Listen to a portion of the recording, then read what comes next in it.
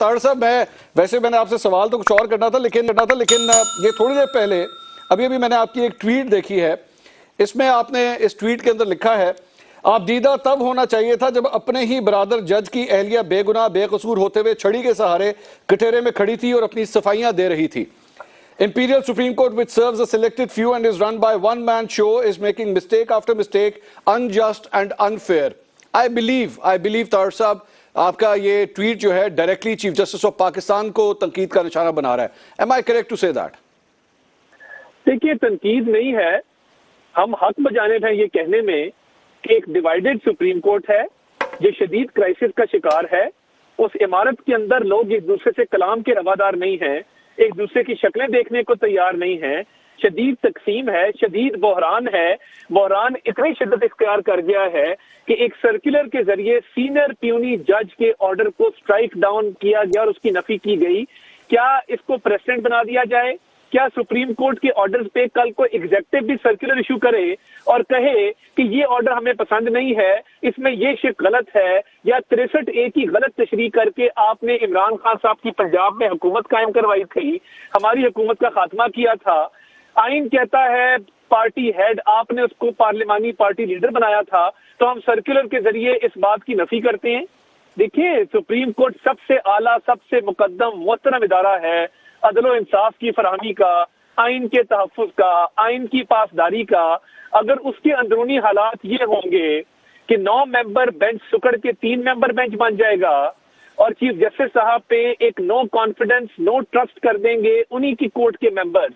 आपने जस्टिस मंदोखेल के दोनों ऑर्डर पढ़े हैं, उन्होंने लिखा है कि ये केस उस केस की कंटिन्यूएशन है जो पिछला केस था जिसमें सुओ मोटो लिया गया। अब देखिए मंसूर साहब, ये मामला इतना सादा नहीं है। ये मामला शुरू होता है गुलाम महमूद डोगर से और उन 2 जजेस से जिन्होंने उसकी पोस्टिंग के ऊपर केस लिया और सुओ मोटो के लिए रेफर किया चीफ जस्टिस को और फिर खुद रिक्यूज किया। अब उस पिटिशन की अमल दरामद की पिटिशन ये जगी है, वो सुओ मोटो था, सुओ मोटो की अमल दरामद की पिटिशन है। और देखिए, गजब खुदा का कि इजाजुल एहसन साहब उसमें रिक्यूज कर गए, इसमें रिक्यूज नहीं किया, इसमें उनको बिठाया गया। बात यह है कि ये नजर आ रहा है कि चीफ जस्टिस साहब का तासर ये है और बार भी ये बात कर रही है कि एक पर्टिकुलर पॉइंट ऑफ माइंड है, उसके तहत हमारा मुतालबा नाजायज नहीं है। हम कहते हैं कि आप अपना फुल कोर्ट मीटिंग करें, अपने डिफरेंसेस सेटिस्फाइड करें, अपने जो तनाजात हैं उनको हल करें, फिर हमारे तनाजे की तरफ आए। मंसूर साहब, मैं इलेक्शन का हामी हूँ, लेकिन खेल 90 दिन की हो रही है। मैं कह रहा हूं कि अगर वो दोनों फ्रीकैन 90 दिन पे नहीं मानते तो फिर ये 90 दिन की जो खेल पर हमें मुतासर किया जा रहा है, आवाम को उनके मसाइल को सुना नहीं जा रहा, उनके मसाइल पे कोई बात नहीं करता।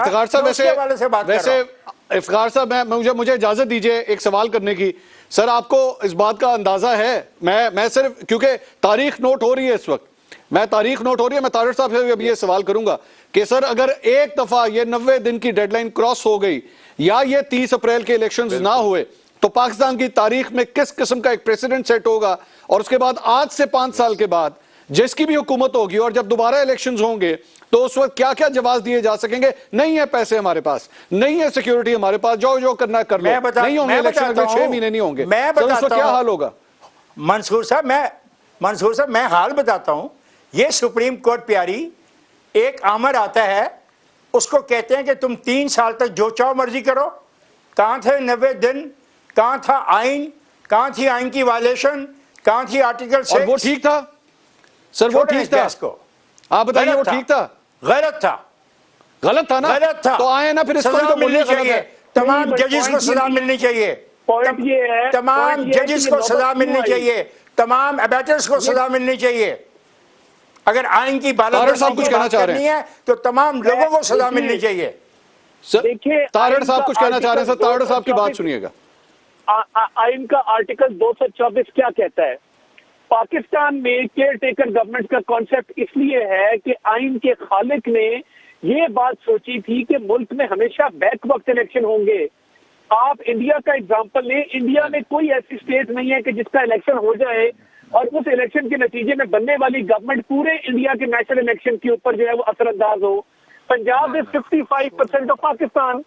तो ये आप आर्टिकल 224 को कहां लेके और जब जाएंगे? स्टेट इलेक्शंस होते इसमें हैं, बैक- एक मिनट तारड़ साहब एक मिनट, अगर आपने इंडिया की एग्जांपल दी है, जरा मुझे ये बताइए कि जब वहां पे स्टेट के इलेक्शंस होते हैं तो फेडरल गवर्नमेंट क्या उसी जमात की होती है, कोई और जमात होती है? वहां तो केयर टेकर का कॉन्सेप्ट ही नहीं है ना, क्योंकि वहां पे कोई ऐसी स्टेट नहीं है जो सर मैं यही तो मैं अर्ज कर रहा हूं ना, मुझे सिर्फ ये बता दीजिए, मुझे सिर्फ ये बता दीजिए कि अगर महाराष्ट्र की स्टेट में, अगर महाराष्ट्र की स्टेट के वहां पे अपने स्टेट इलेक्शंस होते हैं तो दिल्ली के अंदर जरूरी है सरकार कोई और हो या केयर टेकर होती है, ये बताइएगा। नहीं, देखिए वो सरकार की और भी होती है और हमेशा होती है, बात ये नहीं है। मैं thank you so much, thank you so much Tarar साहब, let me take a break.